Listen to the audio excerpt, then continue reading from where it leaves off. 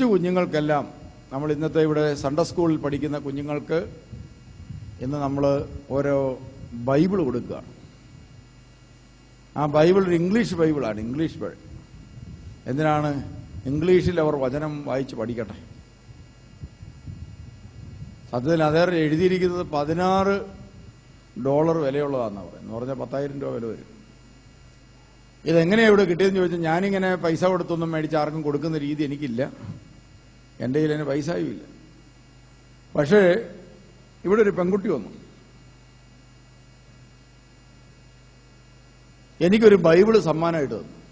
എന്നിട്ട് പറഞ്ഞു, ഈ ബൈബിള് പിതാവിന് തരാൻ വേണ്ടി വന്നതാണ്. ആ ബൈബിളൊക്കെ വാങ്ങി മേടിച്ച് ഞാൻ തിരിച്ചു മറിച്ചൊക്കെ നോക്കിക്കൊള്ളാം, ഞാൻ മേടിച്ചവിടെ വെച്ചു. എന്നിട്ട് പറഞ്ഞു, ഞാൻ ഈ ബൈബിളുമായിട്ട് ഇങ്ങനെ നടക്കുകയാണ്. ഞാൻ ചോദിച്ചു, നിന്റെ ജോലി എന്താണ്?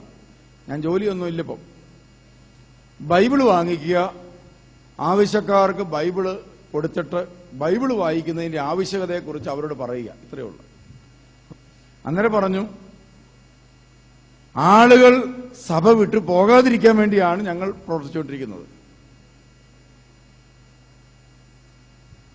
അപ്പോസ്തോലിക സഭയിൽ നിലനിൽക്കുന്ന ദൈവമക്കൾ കൂദാശയിലും പ്രാർത്ഥനയിലും ഒക്കെ നിലനിൽക്കണമെന്നാണ് ഞങ്ങളുടെ ആഗ്രഹം.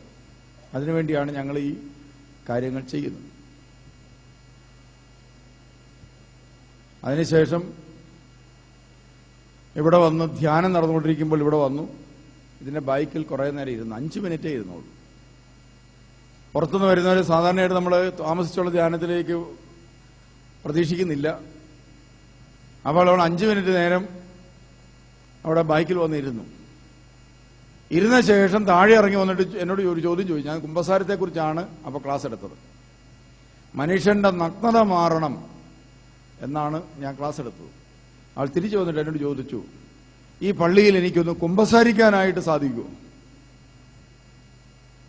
എനിക്ക് അത്ഭുതം തോന്നി. അതിനുശേഷം ചോദിച്ചു, ഇവിടെ കൂടുതൽ ബൈബിൾ വേണം? അപ്പൊ ഞാൻ പറഞ്ഞു, കുറച്ചുകൂടെ കിട്ടിയാലും കുഴപ്പമില്ല. ഓസി കിട്ടിയാൽ ആസിഡും കഴിക്കുമെന്ന് കേട്ടിട്ടില്ല. അപ്പോൾ നമ്മൾ ഫ്രീ ആയിട്ട് കിട്ടുകയാണല്ലോ എന്ന് പറഞ്ഞപ്പോൾ ഞാൻ ഓർത്തുന്ന പിന്നെ കുറച്ച് ബൈബിൾ തന്നേക്കാൻ പറഞ്ഞു. അപ്പോൾ എന്നോട് ചോദിച്ചു, എത്ര ബൈബിൾ വേണമെന്ന് ചോദിച്ചു. ഞാൻ പറഞ്ഞ്, ഇംഗ്ലീഷൊക്കെ അല്ലേ, അപ്പോൾ എത്ര കിട്ടിയാലും കുഴപ്പമില്ല. അപ്പം നമ്മുടെ ഇവിടുത്തെ സൺഡേ സ്കൂൾ പിള്ളേർക്ക് മുഴുവനും കൊടുക്കാനുള്ള ബൈബിള് അവർ തന്നു. അത് നമ്മൾ ഈ മധ്യത്തിൽ വെച്ച് കൊടുക്കാൻ കാരണം എന്താണെന്ന് ചോദിച്ചാൽ, അവർക്ക് ഈ പള്ളിയുടെ ബലിപീഠത്തിന് മുമ്പിൽ വെച്ചൊരു ബൈബിള് കിട്ടിക്കഴിയുമ്പോൾ അവരുടെ മരണം വരെയും അവര് ഈ ബൈബിൾ ഒരിക്കലും ഉപേക്ഷിക്കരുത്.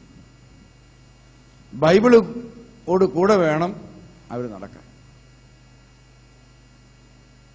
അതിനുശേഷം ഈ പെണ്ണ് എന്നോട് ഞാൻ ചോദിച്ചു, നിങ്ങളുടെ സുവിശേഷ ശുശ്രൂഷകൾ എന്തൊക്കെയാണ്? അന്നേരം പറഞ്ഞിങ്ങനെ വേദപുസ്തകം എല്ലാ വീടുകളിലും എത്തിക്കുക എന്ന ശുശ്രൂഷയാണ്. എനിക്ക് ഈ പരിമല തിരുമേനിയോടും ഒക്കെ ഭയങ്കര ബഹുമാനമാണ്. അതുകൊണ്ടാണ് ഈ പള്ളിയിൽ ഇങ്ങനെ വന്നത്. ഈ പള്ളിയെക്കുറിച്ച് ഒരു അരമണിക്കൂർ നീണ്ടു നിൽക്കുന്ന ഡോക്യുമെന്ററി എടുക്കാൻ വേണ്ടി വന്നതാണ് എന്ന് പറഞ്ഞു. അങ്ങനെ അവരിത് എടുത്തുകൊണ്ട് പോയി. അപ്പം ഞാൻ പറഞ്ഞു, യേശുക്രിസ്തുവിനെ മഹത്വപ്പെടുത്തുന്ന എല്ലാവരെയും ഇവിടെ സന്തോഷത്തോടെ ഞാൻ സ്വീകരിക്കും.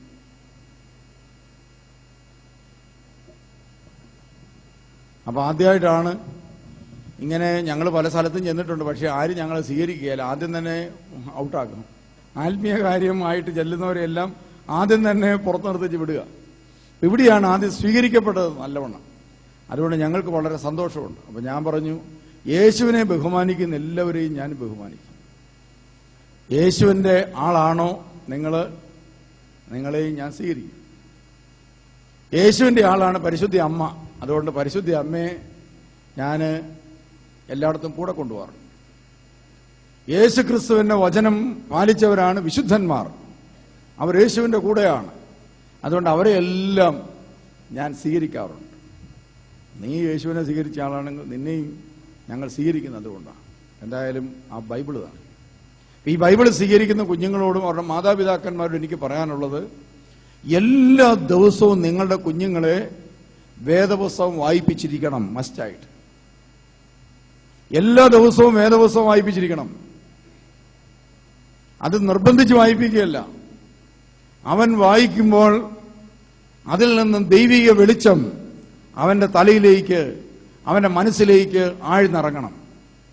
അതുകൊണ്ട് സങ്കീർത്തനം വായിച്ചാൽ പോരാ, സുവിശേഷം കൂടെ വായിക്കണം. കുഞ്ഞുങ്ങളെ കൊണ്ട് സുവിശേഷം വായിപ്പിക്കണം. യേശു ചെയ്ത പ്രവൃത്തികൾ വീണ്ടും വീണ്ടും അവനെ കൊണ്ട് വായിപ്പിക്കണം. നമ്മൾ സാധാരണയായിട്ട് ഒരു വേദപുസ്തകം മേടിച്ചു കൊടുത്തിട്ട് പറയും ആദ്യം മുതലങ്ങ് വായിച്ചോടാ.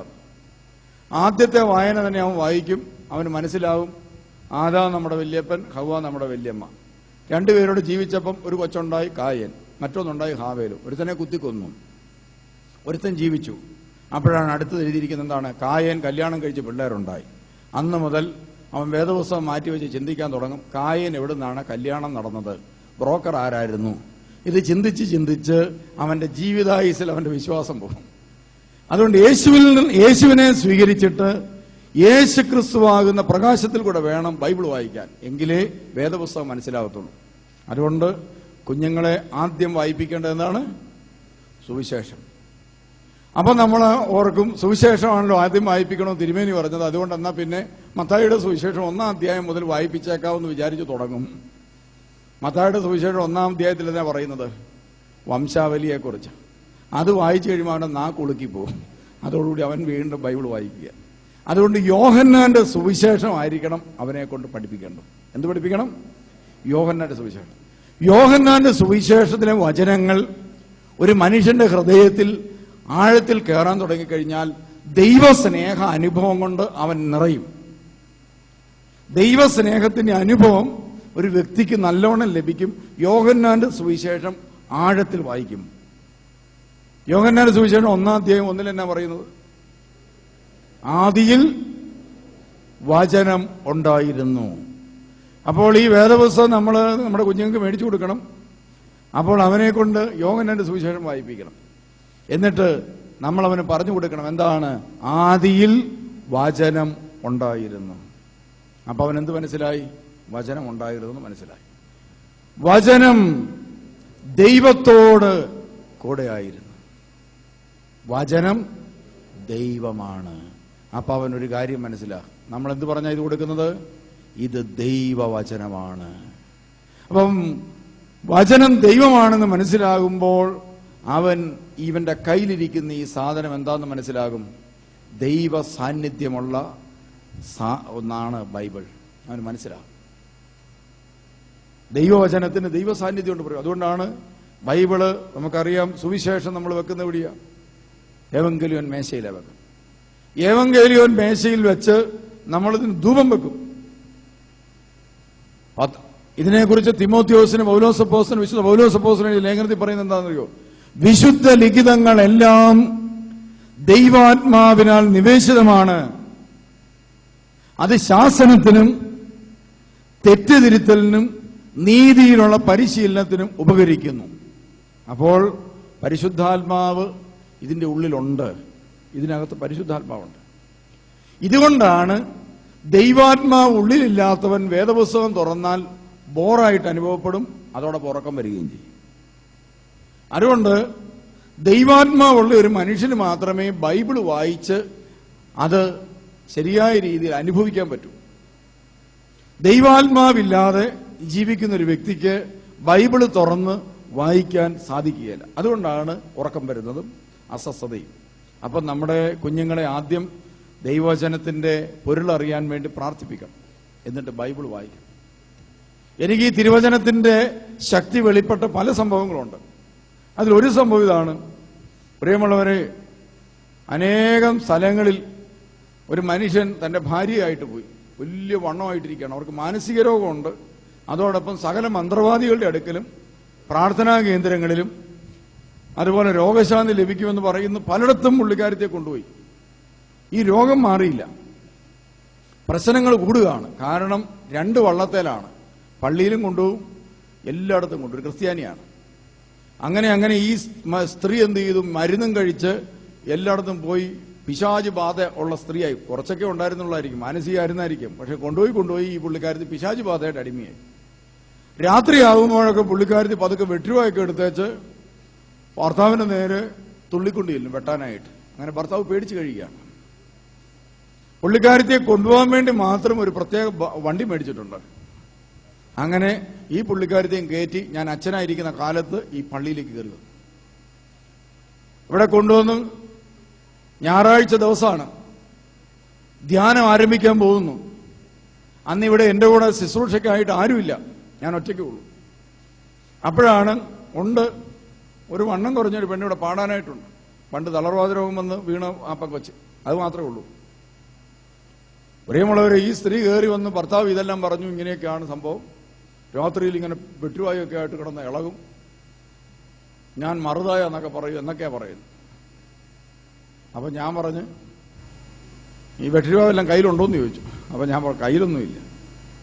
അപ്പൊ ഞാൻ പറഞ്ഞു, ഒരു കാര്യം ചെയ്യും, ഇന്ന് നിങ്ങൾ പോയിട്ട് തിങ്കളാഴ്ച നാളെ എന്ന് പറഞ്ഞ് അവരെ ഞാൻ ഇവിടുന്ന് പറഞ്ഞു വിട്ടു. കാരണം എന്താണ്, 2 മണിയാകുമ്പോൾ ഇവിടെ ധ്യാനം തുടങ്ങേണ്ടതാണ്. അപ്പൊ പോകാൻ നേരത്ത് പ്രാർത്ഥിക്കണമെന്നൊക്കെ പറഞ്ഞപ്പോൾ ഞാൻ ഓർത്ത്, വെറുതെ ഒരു അച്ഛന്റെ അടുക്ക് വന്നിട്ട് പ്രാർത്ഥിക്കാതെ വിടുന്നത് ശരിയല്ല, ഇനി പ്രാർത്ഥിച്ചിട്ട് വല്ല ഇളകിയെങ്കിലും ഒന്ന് ഓർത്ത് ഞാൻ മിണ്ടിയില്ല. ഞാൻ പറഞ്ഞ് നമുക്ക് പ്രാർത്ഥിച്ചോളാം. അപ്പൊ എന്റെ ഈ മുമ്പിൽ ബൈബിൾ ഇരിപ്പുണ്ടായിരുന്നു. ഞാൻ ബൈബിൾ എടുത്ത് ഇങ്ങനെ പ്രാർത്ഥിച്ചോളാം, ദൈവം അനുഗ്രഹിക്കട്ടെ, എല്ലാം മാറട്ടെ എന്നൊക്കെ പറഞ്ഞ് ചുമ്മാ ഇങ്ങനെ ഇത്രയും പറഞ്ഞേച്ച് ബൈബിൾ എടുത്ത് ഇങ്ങനെ ഒന്ന് വെച്ച ശേഷം ആ പുള്ളിക്കാരൻ തലയൊന്നിട്ട് അടിച്ചു. ഒരൊറ്റ അമറിച്ച അങ്ങോട്ടാണ്. ആ അമറിച്ച എന്ന് പറഞ്ഞാൽ ആന ചിഹ്നം വിളിക്കുന്നതിനേക്കാൾ സൗണ്ട് ഉണ്ടായിരുന്നു. ആ സൗണ്ട് അങ്ങോട്ട് കേട്ടു, ഞാൻ പേടിച്ചു പോയി. അത് വേറെ കാര്യം. വഴിയെ കൂടെ വന്ന വണ്ടിക്കാര് ജീപ്പുമായിട്ട് ഇതിനകത്തോട്ട് ഓടിച്ചു കയറ്റി. ആ സമയത്താണ് നമ്മുടെ തൊട്ടപ്പുറത്തെ ഒരു പള്ളിയിലെ ഒരിടവക്കാരൻ, പുള്ളിയുടെ അമ്മ പുള്ളിയോട് കുറെ കാലമായിട്ട് പറയുന്നത്, നമ്മൾ തൂത്തൂട്ടിലൊന്ന് പോകണം, നിന്റെ കുടിയൊന്ന് നടത്തുന്നത് നല്ലതാണ്, മാത്രമല്ല നിനക്ക് മക്കളില്ലല്ലോ, അപ്പൊ നമുക്ക് പള്ളിയിൽ പോയി ഒന്ന് പ്രാർത്ഥിക്കാം എന്ന് പറഞ്ഞിരിക്കുകയാണ്. പക്ഷേ മാസങ്ങൾ പറഞ്ഞിട്ടും വന്നില്ല. അങ്ങനെ പുള്ളി വന്നത് അന്നാണ്. പുള്ളി വന്ന് നേരെ തൂത്തൂട്ടി നമ്മുടെ പാഴ്സനേജിന്റെ തിണ്ണയിലോട്ട് കയറുമ്പം ഈ പുള്ളിക്കാരുത്തി ചിഹ്നം വിളിച്ചത് അന്നേരമാണ്. കറക്റ്റ് ആ സമയത്ത് ചിഹ്നം വിളിക്കുകയും, പ്രിയമുള്ളവരെ, ഈ പുള്ളിക്കാരൻ ഭയങ്കര കള്ളുകൂടിയനും വലിയ വേന്ദ്രനുമാണ്. പുള്ളി പേടിച്ച് വിറച്ചു പോയി. അതുവരെ മസിലൊക്കെ പിടിച്ച് കയറി വന്ന പാർട്ടി കൈയൊക്കെ കൂപ്പി നിൽക്കാൻ തുടങ്ങി. കൂവിയാളെ കണ്ട് പേടിക്കാണേലും പുള്ളിക്കാരൻ വിചാരിച്ചു ഞാനാ കൂവിപ്പിച്ചതെന്ന് ഓർത്ത് എന്നെയും കണ്ട് പേടിയായി. അങ്ങനെ ആ പുള്ളി 4 വർഷം തൂത്തൂട്ടി ചാപ്പലിന്റെ തെണ്ണയിലിരുന്ന് തിരുവചനം കേട്ടു. മക്കളില്ലാതിരുന്ന വ്യക്തിക്ക് കർത്താവിന് മക്കളെ നൽകിയെന്ന് മാത്രമല്ല, ഇപ്പോൾ ഈ ധ്യാന കേന്ദ്രത്തിലെ ഒരു നല്ല കൗൺസിലറായിട്ട് മാറി. ഒരു കുഞ്ഞിനെയും കൊടുത്തു ദൈവം. അങ്ങനെ ദൈവം അനുഗ്രഹിച്ചു. അപ്പോൾ വചനം വെറുതെ എടുത്തൊന്നു ഉപയോഗിച്ചപ്പോൾ തന്നെ ഒരു വ്യക്തിയുടെ മാനസാന്തരത്തിനും കാരണമായി. പ്രിയമുള്ളവരെ, ഈ സ്ത്രീ എന്നിട്ട് പൊത്തോന്ന് പറഞ്ഞ് താഴോട്ട് വീണു. കൂടെ ഉണ്ടായിരുന്ന പെണ്ണ് അടയായി പോകേണ്ടതാണ്. അന്ന് എനിക്ക് മനസ്സിലായി, ബൈബിൾ എന്ന് പറയുന്നത് ദൈവത്തിന്റെ ആത്മാവ് നിവേശിതമായ ഒന്നാണ്. ഇത് വിശ്വാസത്തോടെ നമ്മൾ എടുത്ത് കൈകാര്യം ചെയ്യുമ്പോൾ തീർച്ചയായിട്ടും ദൈവിക ശക്തി അതിലുണ്ട്. അതുകൊണ്ടാണ് നമ്മൾ ശ്രദ്ധിച്ചാൽ കാണാൻ സാധിക്കും, നമ്മുടെ സഭയിൽ പഴയ നിയമം വായിക്കും, എവങ്കേലിയൻ വായിക്കും, എല്ലാ കാര്യങ്ങൾക്കും ചെയ്യും. പക്ഷേ നമ്മളിതിന് കൊടുക്കേണ്ട പ്രാധാന്യം കൊടുക്കുന്നില്ല. അപ്പോൾ വചനം ദൈവമാണെന്ന് മനസ്സിലായാൽ പിന്നെ തലണക്കീഴെ വെക്കുന്ന പരിപാടി നിർത്തുക. അതിന് കൊച്ചുങ്ങളെ കൊണ്ട് ജയിക്കരുത്. എന്ത് ചെയ്യണം? അതിന് ഒരു പൊസിഷൻ ഉണ്ടാകണം നിങ്ങളുടെ വീട്ടിൽ. അവിടുന്ന് എടുത്ത് വായിക്കുക, ധ്യാനിക്കുക. അപ്പൊ കൊച്ചുങ്ങളെ കൊണ്ട് ബൈബിൾ വായിപ്പിക്കണം. അപ്പൊ നമ്മുടെ സൺഡേ സ്കൂൾ കുട്ടികളെ നമ്മൾ നന്നായി പ്രൊമോട്ട് ചെയ്യുന്നുണ്ട്. ദൈവവചനം ഈ കുഞ്ഞുങ്ങൾക്ക് കൊടുക്കുന്നത് കൊണ്ടാണ്, പ്രിയമുള്ളവരെ, ഈ കുഞ്ഞുങ്ങൾ നമ്മുടെ സൺഡേ സ്കൂൾ വളരെ ഉന്നത നിലയിലെത്തിയിരിക്കുന്നു. നമ്മുടെ സൺഡേ സ്കൂൾ കുട്ടികളും ഇവിടെ വരുന്ന യുവതി യുവാക്കന്മാരും നല്ല കൃപയിൽ എത്തുന്നതിന് കാരണം ഇതാണ്. ഇപ്പോൾ നമ്മുടെ ഇവിടെ ധ്യാനത്തിനും പ്രാർത്ഥനയ്ക്കും മധ്യസ്ഥ പ്രാർത്ഥനയ്ക്ക് ഇരിക്കുന്ന പെങ്കൊച്ചിനാണ് അഖിലമലങ്കര സൺഡേ സ്കൂളിലെ 2nd റാങ്ക്. ഈയിടെ ഇന്ത്യയിൽ ഏതാണ്ടൊരു പരീക്ഷ നടത്തിയിട്ട് കേരളത്തിൽ നിന്ന് 2 കുട്ടികളെ മോദി തെരഞ്ഞെടുത്തു. അതിലൊന്ന് നമ്മുടെ കുട്ടിയാണ്. 15 പേരിൽ ഒരാൾ നമ്മുടെ ഒരു കുട്ടിയാണ്. ദൈവത്തിന്റെ ആത്മാവ് വ്യാപരിക്കുമ്പോൾ കുഞ്ഞുങ്ങളുടെ ബുദ്ധിയും ശക്തിയും വികസിക്കും, വചനം സ്വീകരിക്കുമ്പോഴാണ്. അതുപോലെ ഓരോരുത്തരെയും ദൈവം ഉയർത്തുന്നത് ഇങ്ങനെയാണ്. അതുകൊണ്ട് തിരുവചനത്തിന് വളരെ ഇമ്പോർട്ടൻസ് കൊടുക്കുക എന്ന ലക്ഷ്യത്തോടുകൂടി നമ്മൾ ഇന്ന് ഓരോ തിരുവചനങ്ങൾ കുഞ്ഞുങ്ങൾക്ക് കൊടുക്കും. ഇത് നിങ്ങൾ നിങ്ങളുടെ വീട്ടിൽ കുഞ്ഞുങ്ങളെ കൊണ്ട് പഠിപ്പിക്കണം. അതോടൊപ്പം നിങ്ങളുടെ ഭവനങ്ങളിലുള്ള കുഞ്ഞുങ്ങളെ സൺഡേ സ്കൂൾ പഠിക്കാത്ത ഏതെങ്കിലും കുഞ്ഞുങ്ങളിരിപ്പുണ്ടെങ്കിൽ, നിങ്ങളുടെ വീട്ടിലല്ല അയലോക്കത്തെങ്ങാനും ഇരിപ്പുണ്ടെങ്കിൽ എന്ത് ചെയ്യണം? ആരും കാണാതെ കാറെ കയറ്റി കൊണ്ടുപോകുന്നതാണ്. ഇവിടെ കൊണ്ടുവന്ന് സൺഡേ സ്കൂൾ പഠിപ്പിക്കും. പേരൻസിനോട് പറഞ്ഞിട്ടേ കൊണ്ടുവരാവുള്ളൂ കേട്ടോ. അപ്പോൾ നിങ്ങൾ പറയണം, ഞങ്ങൾ കൊണ്ടുപോയി പഠിപ്പിച്ചുകൊണ്ട് വന്നോളാമെന്ന് പറഞ്ഞ് അതൊരു ശുശ്രൂഷയാണ്, അതൊരു സുവിശേഷ ശുശ്രൂഷയാണ് കുഞ്ഞുങ്ങളെ സൺഡേ സ്കൂൾ പഠിപ്പിക്കുക. അതുകൊണ്ട് വചനത്തോടൊപ്പം നമ്മുടെ എല്ലാ സൺഡേ സ്കൂൾ കുട്ടികൾക്കും നമ്മളൊരു കുടുക്ക കൊടുക്കുന്നുണ്ട്. അതെന്തിനാണെന്ന് ചോദിച്ചാൽ, നമ്മുടെ കുഞ്ഞുങ്ങൾ ഈ പൈസയ്ക്ക് വേണ്ടിയല്ല നമ്മളിത് കൊടുക്കുന്നത്. എന്തിനാണെന്ന് ചോദിച്ചാൽ, ഇതാ നമ്മുടെ കുഞ്ഞുങ്ങൾ പണം ദുരുപയോഗം ചെയ്യുന്ന രീതി വിട്ടിട്ട് അവർക്ക് കിട്ടുന്നതിൻ്റെ ഒരു ഭാഗം അവരുടെ സൺഡേ സ്കൂൾ കുട്ടികളിലെ പാവങ്ങൾക്ക് വേണ്ടിയോ രോഗികൾക്ക് വേണ്ടിയോ അവർ കൊടുത്ത് പഠിക്കുകയും പഠിപ്പിക്കുകയും ചെയ്യണം. അതിനു വേണ്ടിയിട്ടാണ് നമ്മൾ അവരുടെ കുഞ്ഞുങ്ങളിൽ സമ്പാദ്യശീലം വളർത്തി അവരെ കൊണ്ട് നന്മ ചെയ്യിച്ച് പഠിപ്പിക്കണം. അതുകൊണ്ട് നിങ്ങൾ എന്ത് കാര്യം ചെയ്താലും നിങ്ങളുടെ കുഞ്ഞുങ്ങളുടെ കയ്യിൽ കൂടി വേണം ചെയ്യിക്കാൻ. ഇപ്പം പള്ളിയിൽ കൊണ്ടുപോയി നമ്മൾ കുറച്ച് പൈസ കൊടുക്കാൻ പോകാമെന്ന് വിചാരിച്ചു, നിങ്ങൾ എന്ത് ചെയ്യണം? നിങ്ങളുടെ കുഞ്ഞുങ്ങളുടെ കയ്യിൽ കൊടുത്ത് അവരെ കൊണ്ട് പഠിപ്പിക്കണം. അങ്ങനെ കൊടുത്ത് അവരെ പഠിപ്പിക്കണം. നമ്മൾ മറ്റുള്ളവർക്ക് വേണ്ടി നൽകിയതാണ് സത്യത്തിൽ നമ്മുടെ അനുഗ്രഹമായി മാറിയിട്ടുള്ളത്. കുഞ്ഞുങ്ങൾ അവർക്ക് കിട്ടുന്ന ചെറിയ ചെറിയ നാണയത്തുട്ടുകൾ അനാവശ്യമായി ചെലവഴിക്കാതെ അത് സമ്പാദ്യശീലമുള്ളവരാക്കി നന്മയ്ക്ക് വേണ്ടി അവരത് മാറ്റിവെക്കുവാനും അവരുടെ നല്ല കാര്യങ്ങൾക്ക് വേണ്ടി ഉപയോഗിക്കുവാനും വേണ്ടി പ്രത്യേകം ശ്രദ്ധിക്കുക. അതോടൊപ്പം ഈ വർഷം കുഞ്ഞുങ്ങൾക്ക് വേണ്ടി നമ്മൾ മാറ്റിവെച്ചിരിക്കുന്ന ഒരു വർഷമാണ്. കുഞ്ഞുങ്ങളിൽ ദൈവത്തിന്റെ വചനത്തിന്റെ വിത്ത് വിതയ്ക്കണം. ഞാനിത് പറയാൻ കാരണം, കഴിഞ്ഞ ഡിസംബർ മാസത്തിൽ ഇവിടെ ഒരു ധ്യാനം നടന്നു, യൂത്തിന്റെ ധ്യാനം. ഞാൻ സാധാരണയായിട്ട് നടത്തുന്ന ധ്യാനമല്ല, ഈ പ്രായമായവർക്ക് വേണ്ടിയുള്ള ധ്യാനമാണ്. അങ്ങനെ അപ്പോഴാണ് എനിക്ക് ആഗ്രഹം തോന്നി, ഈ പ്രായമായവർ ധ്യാനമെല്ലാം കൂടിയിട്ട് പിന്നെ എന്ത് ചെയ്യാണ്, കുറച്ച് ദിവസം കഴിയുമ്പോഴത്തേക്ക് ഇങ്ങോട്ട് വിളിച്ച് പറയും, തിരുമേനിയുടെ ധ്യാനം കൂടിക്കൊണ്ട് സ്ഥിരമായിരുന്ന ആളാണ്, മരിച്ചുപോയി, അമ്മച്ചിക്ക് ഒരു ആഗ്രഹം ഉണ്ടായിരുന്നു ശവടക്കി കൊടുക്കണം. അപ്പൊ കുഞ്ഞുങ്ങളെ ധ്യാനിപ്പിച്ചാൽ മാത്രമേ, യൂത്തിനെ ധ്യാനിപ്പിച്ചാൽ മാത്രമേ അവരെ നമുക്ക് ഉപയോഗിക്കാൻ കിട്ടുള്ളൂ, ദൈവവിളി ഉണ്ടാകുക, അങ്ങനെയുള്ള കാര്യം. അങ്ങനെയാണ് യൂത്തിന്റെ ധ്യാനം ആരംഭിച്ചത്. പ്രിയമുള്ളവരെ, 1-2 യൂത്തിന്റെ ധ്യാനം നടത്തി. കരിങ്കല്ലിനേക്കാളും കാരിരുമ്പിനേക്കാളും കട്ടിയേറിയ മനസ്സുമായിട്ടാണ് നമ്മുടെ ആൺകുട്ടികളും പല പെൺകുട്ടികളും വന്നിരിക്കുക. അവരുടെ ഹൃദയത്തിൽ അവരെല്ലാം ശ്രദ്ധിച്ചിരിക്കുന്നുണ്ട്. അവരുടെ മനസ്സിലേക്ക് തിരുവചനം ചെന്നു കഴിഞ്ഞാൽ കല്ലിനിട്ട് അടിക്കുന്നത് പോലെയാണ്. നമ്മൾ പറയുന്ന ഒരു കാര്യങ്ങളും അവരുടെ മനസ്സിൽ കയറുന്നില്ല. അതിന്റെ അർത്ഥം എന്താണെന്നറിയോ? പാപം ചെയ്ത് അവരുടെ മനസ്സ് തഴമ്പിച്ചു പോയി. കൊച്ചു പ്രായത്തിൽ തന്നെ എന്നെ അമ്പരപ്പിക്കുന്ന രീതിയിലുള്ള കാര്യങ്ങളാണ് ഞാൻ ഈ കുഞ്ഞുങ്ങളിൽ നിന്ന് കേൾക്കാനും മനസ്സിലാക്കാനിടയത്.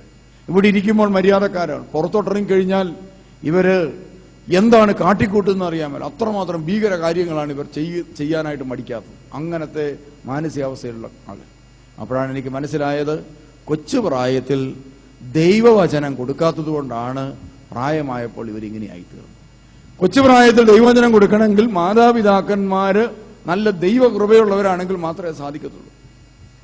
അപ്പൊ ഇതെല്ലാം കൂടെ നമ്മളെ കൊണ്ട് പറ്റിയില്ല. അതുകൊണ്ട് നമ്മൾ എന്ത് ചെയ്യാണ്, കൊച്ചു പ്രായത്തിലുള്ള കുഞ്ഞുങ്ങൾക്ക് വേണ്ടി കൊടുത്ത് അവരെ ദൈവവിളിയുള്ളവരാക്കി മാറ്റിയാൽ മാത്രമേ നമുക്ക് അടുത്ത തലമുറയിൽ നല്ല ദൈവവിളികൾ ഉണ്ടാകത്തുള്ളൂ. നല്ല വൈദികർ, നല്ല സന്യാസിനികൾ, അതുപോലെ നല്ല കുടുംബജീവിതം നയിക്കുന്നവർ, നല്ല ഡോക്ടർമാർ, നല്ല നേഴ്സുമാർ, ഇതിനൊക്കെ പ്രിയമുള്ളവരെ ദൈവവിളി ഉണ്ടാവണമെങ്കിൽ ദൈവത്തിന്റെ തിരുവചനങ്ങൾ കേൾക്കണം. ദൈവവചനം കേട്ടിട്ടുള്ള നമ്മൾ ഈ കഴിഞ്ഞ ദിവസം നേഴ്സുമാരെ തെരഞ്ഞെടുത്തു. നേഴ്സിംഗ് അഡ്മിഷന് വേണ്ടി വന്നിട്ടുള്ള വ്യക്തികളെ നമ്മളിവിടെ അപ്പോയിന്റ് ചെയ്യാൻ വേണ്ടി വന്ന ആളുകളെ നോക്കിയപ്പോൾ അവരിൽ പലരും ജോലിയൊക്കെ വേണ്ടെന്ന് വെച്ചവരാ, ഇനി വിദേശത്തു നിന്നൊക്കെ തിരിച്ചു വന്നവരാ.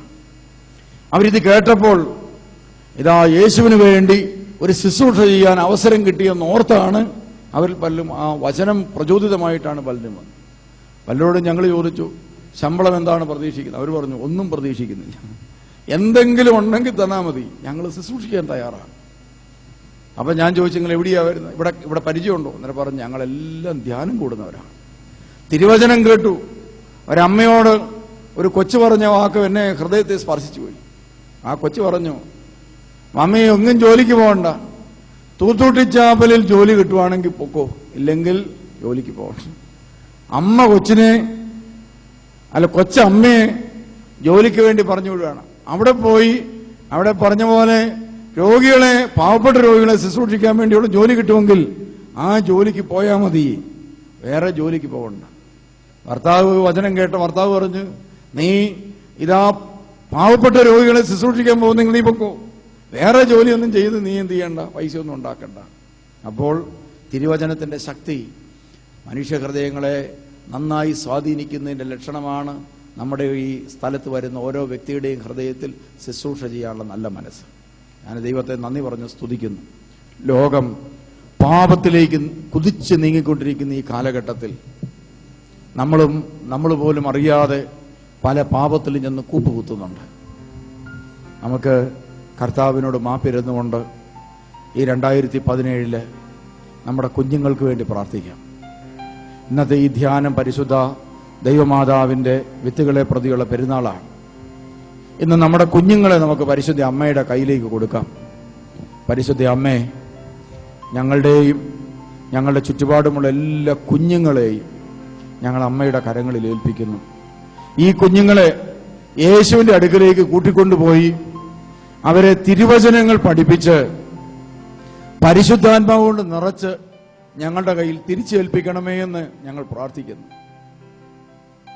ഇപ്പോൾ കൊച്ചുകുട്ടികളായി വചനം ഏറ്റുവാങ്ങിക്കൊണ്ട് പോയ ഇവർ ഓരോരുത്തരും ഈ തിരുവചനം കൊണ്ട് രക്ഷ പ്രാപിച്ചവരായി ലോകം മുഴുവനും പോയി പ്രഘോഷിക്കുവാനും സാക്ഷികളായി തീരുവാനും അങ്ങ് അനുവദിക്കണമേ എന്ന് ഞങ്ങൾ പ്രാർത്ഥിക്കുന്നു. പരിശുദ്ധ അമ്മേ, ഇവരുടെ ജീവിതത്തിൽ ഇവർ വീഴാതെ ഇവർക്ക് വേണ്ടി പ്രാർത്ഥിക്കണം. ഇവർ പാപം ചെയ്യാൻ ഒരുങ്ങുമ്പോൾ അവരുടെ പിന്നിൽ ദൈവിക ചൈതന്യം കൊടുത്ത് അവരെ സംരക്ഷിക്കണം. അമ്മ, ഇവർക്കെല്ലാം, ഈ കുഞ്ഞുങ്ങൾക്കെല്ലാം വേണ്ടി പ്രാർത്ഥിക്കണം. ഈ സൺഡേ സ്കൂളിൽ ഞങ്ങൾ കേൾപ്പിച്ചിട്ടുള്ള 100 കുഞ്ഞുങ്ങളുണ്ട്. അവരെ ഓരോരുത്തരെയും പേരെടുത്ത് വ്യക്തിപരമായി അമ്മയുടെ കരങ്ങളിൽ ഏൽപ്പിക്കുന്നു. അവർക്ക് വേണ്ടി ഞങ്ങളുടെ സമൂഹം ഒന്നാകെ പ്രാർത്ഥിക്കുന്നു. അവരുടെ മുഖത്ത് പരിശുദ്ധാത്മാവിന്റെ തിളക്കമുണ്ടാകട്ടെ. അവർ പോകുന്ന സ്ഥലത്ത് ആളുകൾ അവരെ പരിശുദ്ധാത്മാവുള്ളവരായി തിരിച്ചറിയട്ടെ. അവർ പ്രാർത്ഥിക്കുമ്പോൾ സ്വർഗം തുറന്ന് ദൈവത്തിന്റെ ആത്മാവിന്റെ ശക്തി ഇറങ്ങി വന്ന് അവരുടെ പഠന മേഖല മാത്രമല്ല, അവരുടെ ജീവിതം മുഴുവനും വ്യാപരിക്കുവാനിടയായി തീരട്ടെന്ന് പ്രാർത്ഥിക്കുന്നു. പിതാവേ, ഈ കടന്നു വന്ന ഓരോ മക്കളെയും അങ്ങേ കരങ്ങളിലേക്ക് ഏൽപ്പിക്കും. അങ്ങ് പാപിയും ബലഹീനനുമായി എന്നെ അങ്ങേ ശുശ്രൂഷയ്ക്കായി തെരഞ്ഞെടുത്തത് ദൈവജനത്തെ തിരുവചനം കൊടുത്ത് ആ വെളിച്ചത്തിലേക്ക് കൊണ്ടുവരുവാനും കൂദാശകൾ പരികർമ്മം ചെയ്തും കൂദാശകൾ പരികർമ്മം ചെയ്യുവാൻ പൗരോഹിത്യ നൽവരം മറ്റുള്ളവരിലേക്ക് പകരുവാൻ വേണ്ടിയാണല്ലോ. ഞങ്ങളുടെ ശുശ്രൂഷകൾ പവിത്രമായി തീരുവാനും ഞങ്ങളുടെ ശുശ്രൂഷകൾ ഫലദായകമായി തീരുവാനും അങ്ങ് ഞങ്ങളോട് കരുണ കാണിക്കണം. പിതാവേ, അങ്ങയെ കാണുവാനും അങ്ങയോട് കൂടെ ആയിരിക്കുവാനും വേണ്ടിയാണ് പ്രഭാതം മുതൽ ഈ മക്കൾ ഈ ദേവാലയത്തിലായിരിക്കും. വെറും കൈയോടെ ആരെയും പറഞ്ഞയക്കരുതേ. വെറും കൈയോടെ ഈ ദേവാലയത്തിൽ നിൽക്കുന്ന ഒരു വ്യക്തിയെ പോലും പറഞ്ഞയക്കരുത്. ഇവരുടെ കണ്ണുകളിൽ നിന്ന് വീണ കണ്ണുനീര് അങ്ങ് കുപ്പിയിൽ ശേഖരിച്ചു വെച്ച് ഇവർക്ക് എണ്ണി എണ്ണി പ്രതിഫലം കൊടുക്കണമേ. കർത്താവ്, ഏതാവശ്യത്തെ പ്രതിയാണോ ഈ മക്കൾ ഈ ദേവാലയത്തിൽ ഇപ്പോൾ കരയുന്നത്, ഏതാവശ്യത്തെ പ്രതിയാണോ ഈ മക്കൾ ഈ ദേവാലയത്തിൽ കണ്ണുനീരോടെ പ്രാർത്ഥന ഉയർത്തുന്നത്, ആ ആവശ്യങ്ങളെ കാനാവിലെ കല്യാണ വിരുന്നിൽ ആ ഭവനത്തിന്റെ കുറവുകളെ ഏറ്റെടുത്തതുപോലെ തന്നെ ഇപ്പോൾ ഏറ്റെടുത്ത് ഈ സമൂഹത്തിലെ ഓരോ മക്കളെയും അങ്ങ് അനുഗ്രഹിക്കാൻ വേണ്ടി പ്രാർത്ഥിക്കുക. ദൈവജനത്തിന് വേണ്ടി പ്രാർത്ഥിക്കുവാനും അവരെ അനുഗ്രഹിക്കുവാനും വേണ്ടിയാണല്ലോ അങ്ങ് ഞങ്ങളെ അഭിഷേകം ചെയ്തിരിക്കുന്നത്. അങ്ങ് ഞങ്ങൾക്ക് നൽകിയിട്ടുള്ള ആ പ്രധാനാചാര്യത്വ നൽവരത്താൽ ഈ മക്കൾ അനുഗ്രഹിക്കപ്പെടട്ടെ എന്ന് പ്രാർത്ഥിക്കുക. ഇവരുടെ രോഗങ്ങൾ ഇവരുടെ ശരീരത്തിൽ മാറിപ്പോകട്ടെ. ഇവരുടെ വേദനകൾ എന്നേക്കുമായിട്ട് നീങ്ങട്ടെ.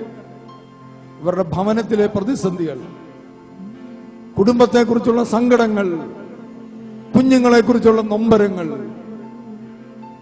നാളെയെക്കുറിച്ചുള്ള ഉത്കണ്ഠകൾ, ഭാവിയെക്കുറിച്ചുള്ള ആവലാതികൾ, മറ്റുള്ളവരാൽ പീഡനമേൽക്കുന്നതിന്റെ വേദനകൾ എല്ലാം എല്ലാം കാണുന്ന ദൈവമേ, അറിയുന്ന ദൈവമേ, ഇപ്പോൾ ഞങ്ങളുടെ മേൽ അങ്ങയുടെ കരുണ വർഷിക്കണമേ.